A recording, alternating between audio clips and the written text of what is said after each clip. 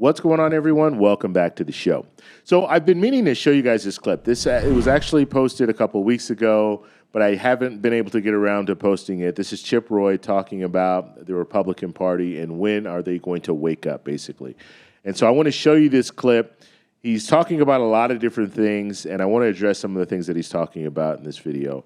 But first off, if you guys can do me a favor, please like the video, subscribe to the channel, hit that little bell notification, and then click all. By clicking all, you'll get notified anytime we post a video. We do daily videos here, so by clicking the bell notification and clicking all, you should be getting updated every day. And just a reminder, thank you for your support. I really appreciate it. And if you'd like to follow me on Twitter and Threads, you can at the TEC Show Live. And if you'd also like to follow my travel adventures, you can do that on Instagram at Travel Explore Click.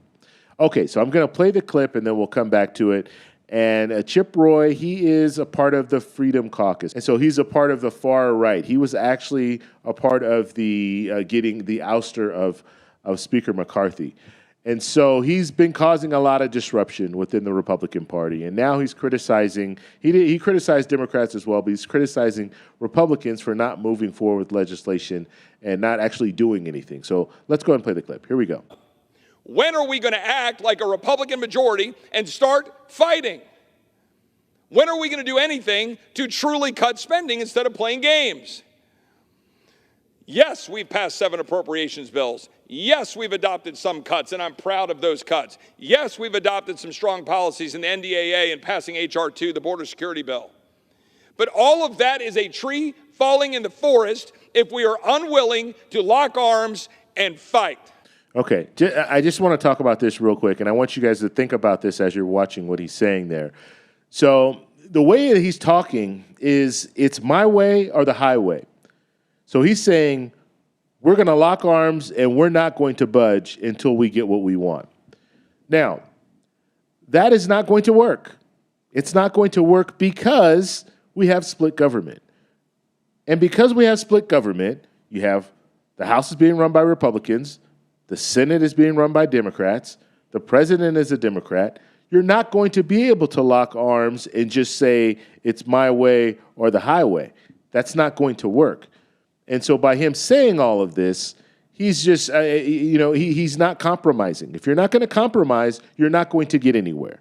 So he could be frustrated about the fact that nothing's getting done, but he has to realize, look, we don't have the majority in the Senate. We don't have the presidency, so we can't move legislation the way that he wants to move legislation.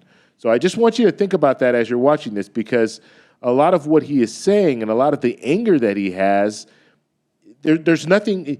He needs to understand how the game is played. If you don't understand how the game is played, then you shouldn't be there, because you need to understand, hey, I'm going to need to compromise with the other side in order to get something done. If I can't compromise, nothing will get done.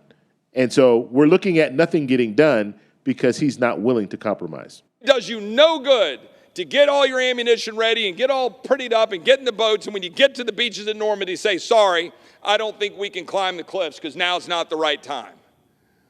When is the right time? Because nobody's going to just stand up one day and say, guess what, boys, it's June 6th. It's time to get up and fight. Because right now, all I'm hearing is excuses. All I'm hearing are reasons why we can't do what we campaign on doing. We can't have a shutdown. Okay, well then why don't you just take your voting card, walk over to the other side of the aisle and say, thank you, sir, may I have another? Because that's what we're doing.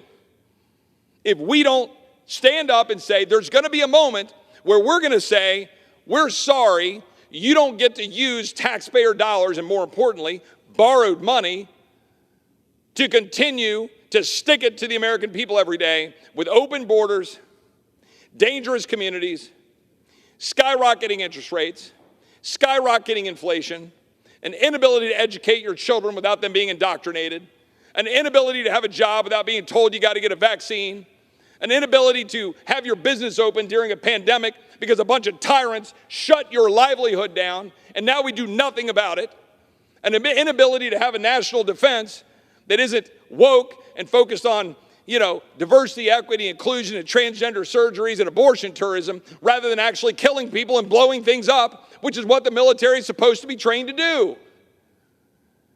What in the hell are we doing in this chamber?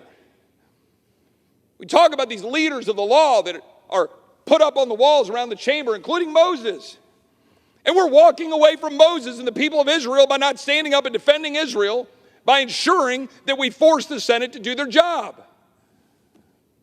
I would have shoved down the throats of the United States Senate a funding bill that included Israel and dared Chuck Schumer to shut the government down and go home and eat turkey. But instead, we walk away. Continuing resolution, ladies and gentlemen, we'll fight in January. Enough. Enough of continuing to do the same old, which is all we're doing. Okay, so that was Chip Roy. And like I said, when it comes down to it, you need to compromise. He's not willing to compromise, and that's why he's not going to get what he wants. Because he can be passionate about the things that he wants to get done, but if the other side is not passionate about it, they don't have to move forward with it. And so he can be as frustrated as he wants, but it's still not going to go anywhere. And this just shows you how dysfunctional Congress is. You actually have some Republicans that realize, look, we're going to have to compromise. We're going to have to do these continuing resolutions. We're going to have to do certain things in order to keep the government open.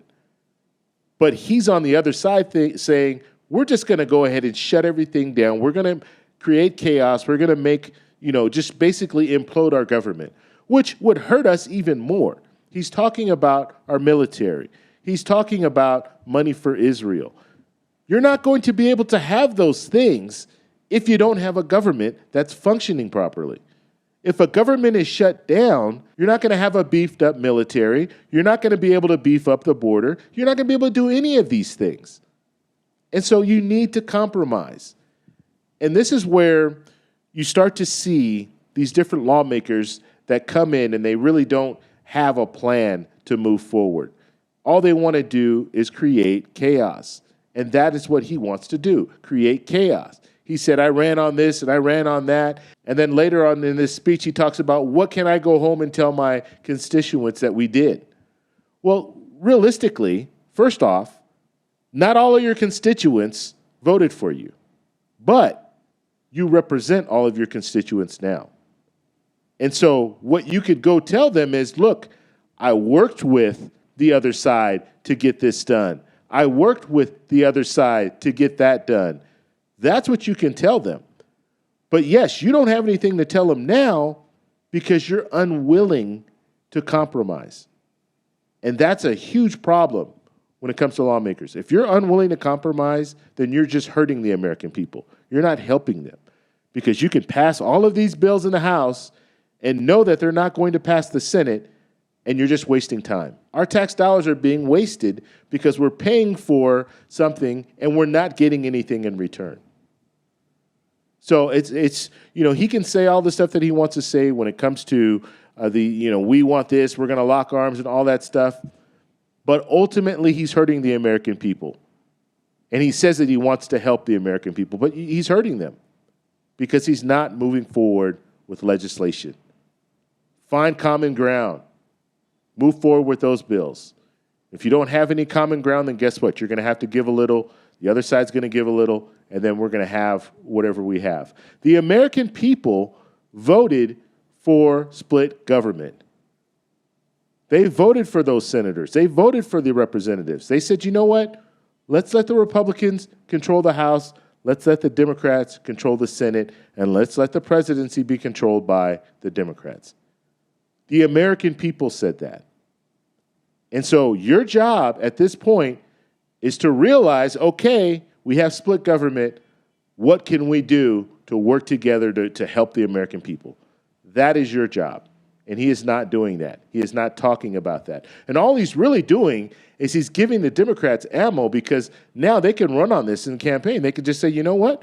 Look at the dysfunction on that other side.